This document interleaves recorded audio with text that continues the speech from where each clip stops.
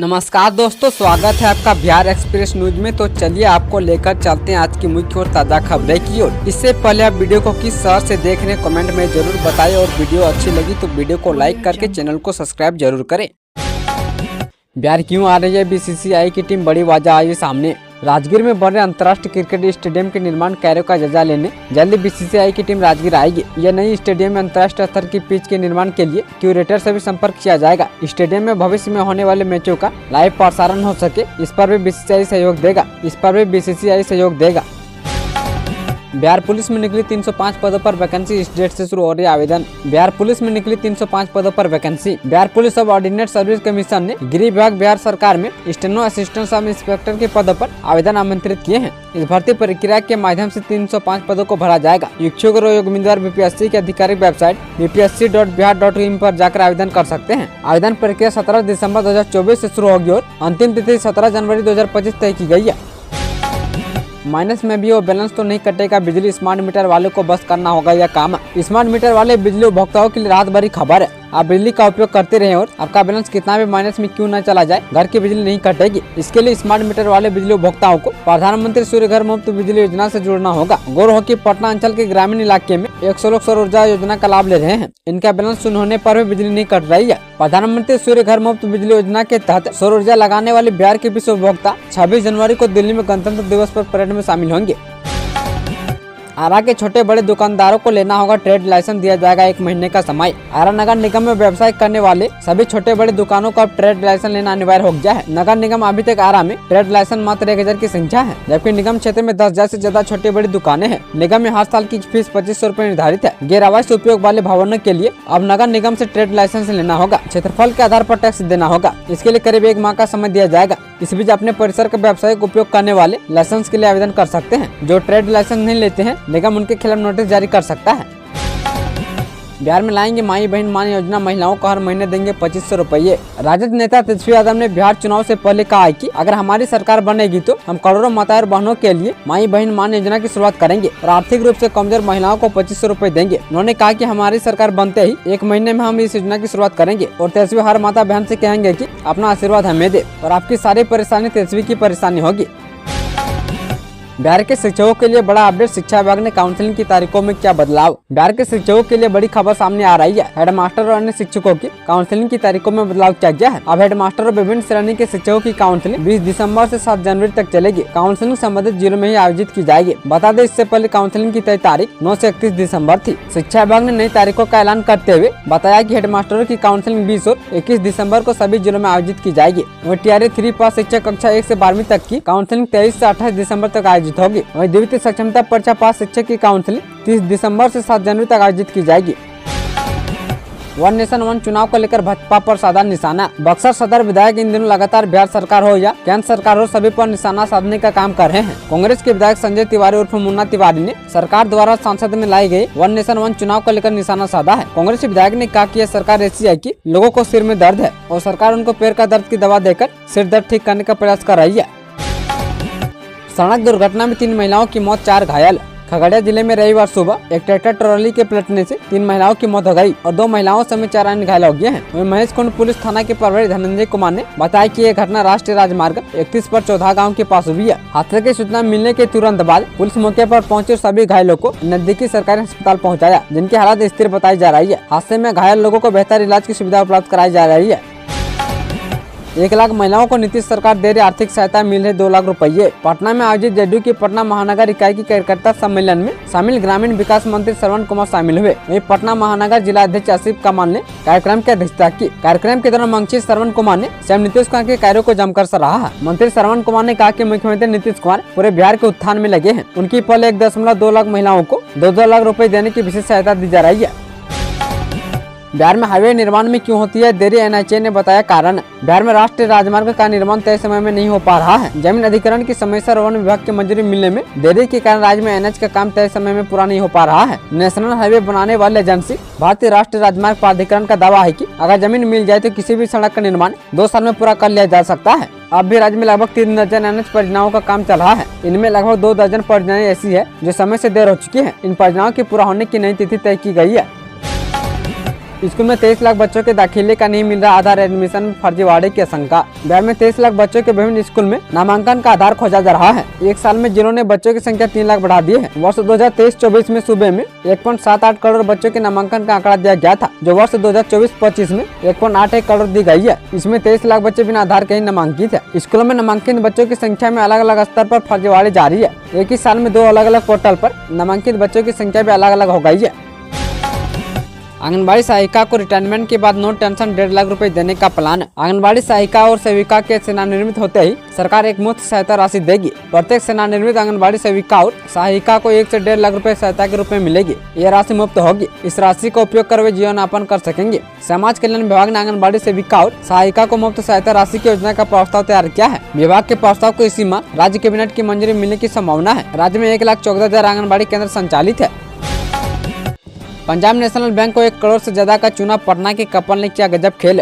कंकड़बाग निवासी दंपति ने ऋण लेकर पंजाब नेशनल बैंक को 1.59 करोड़ रुपए का चूना लगा दिया है। ऋण के लिए आरोपितों ने रामकृष्ण नगर की जमीन के कागजात बैंक में बंधक रखे थे। ऋण लेने के बाद उन्होंने जमीन को बेच दी। बैंक के वरिष्ठ प्रबंधक प्रमोद यादव ने घटना की शिकायत 11 दिसंबर को कंकड़बाग थाने में की। कंकड़बाग पुलिस ने स्टेशनरी व्यवसायी सुशील कुमार सिन्हा और उनकी पत्नी पमीला सिन्हा के खिलाफ धोखाधड़ी व अन्य धाराओं में मुकदमा दर्ज कर मामले की जाँच शुरू कर दी है।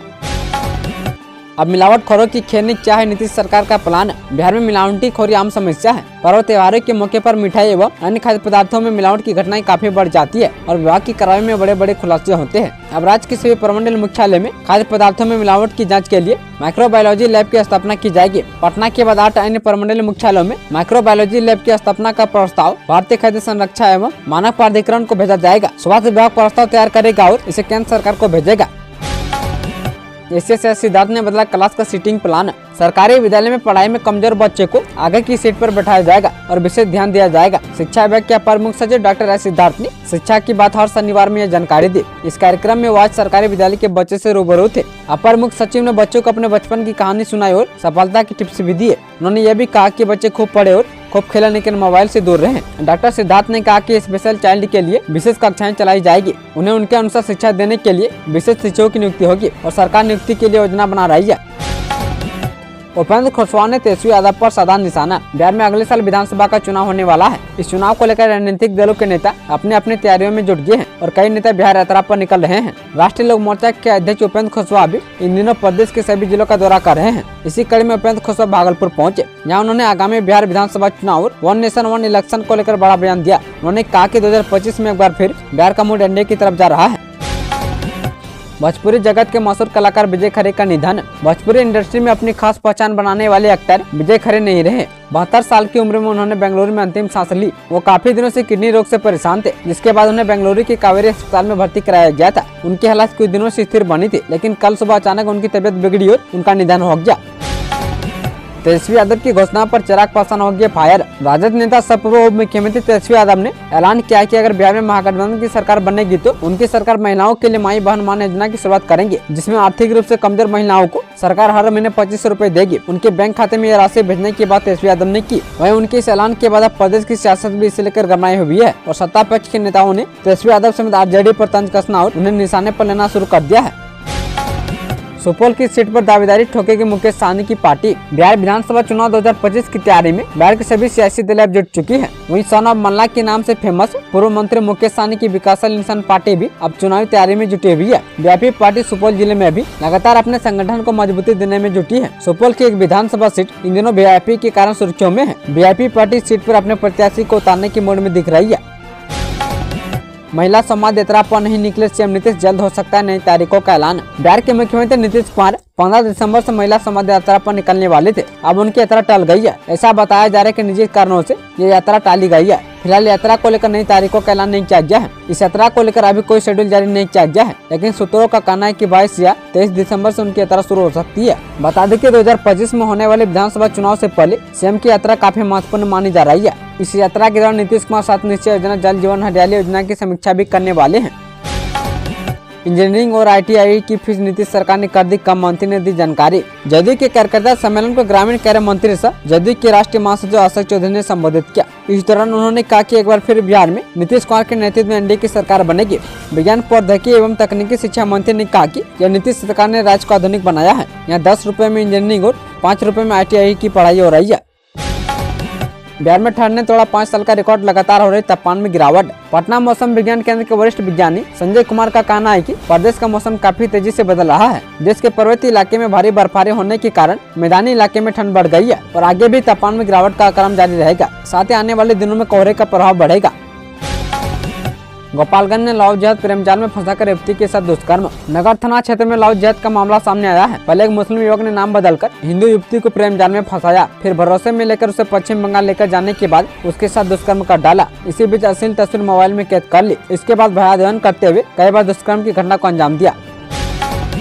BPSC एग्जाम में हंगामा किया तो अब खैर नहीं हो गया बड़ा फैसला। BPSC की प्रीलिम्स परीक्षा के दौरान जमकर हंगामा हुआ। इसके बाद आयोग ने बड़ा फैसला लिया है। अब BPSC 70वीं संयुक्त प्रारंभिक परीक्षा में हंगामा और अफवाह फैलाने वाले अभ्यर्थियों पर कार्रवाई की जाएगी। इचना ने BPSC आगे की प्रतियोगी परीक्षाओं में ऐसे परीक्षार्थियों पर 5 साल तक का प्रतिबंध लगाने की तैयारी कर रहा है। मालूम हो कि बापू परिसर परीक्षा केंद्र पर कुछ अभ्यर्थियों ने परीक्षा का बहिष्कार किया था। अब ऐसे अभ्यर्थियों की पहचान की जा रही है। बापू परिसर परीक्षा केंद्र पर हंगामा करने वाले 50 से 60 अज्ञात लोगों के खिलाफ FIR दर्ज की गई है। 10वीं पास युवाओं के लिए सुनहरा अवसर, दरभंगा में यहाँ लगेगा रोजगार मेला। 10वीं पास युवाओं के लिए अच्छी खबर है। श्रम संसाधन विभाग के तत्वावधान में और प्रादेशिक नियोजनालय 16 दिसंबर यानी आज को रोजगार मेले का आयोजन होगा। इस रोजगार मेले का आयोजन लहरियासराय स्थित रामनगर IIT के निकट संयुक्त श्रम भवन में आयोजित की जाएगी। रोजगार मेला सुबह 11 बजे से दोपहर 3 बजे तक चलेगा। इस अवधि के दौरान युवा रोजगार मेले में शामिल होकर जॉब हासिल कर सकते हैं।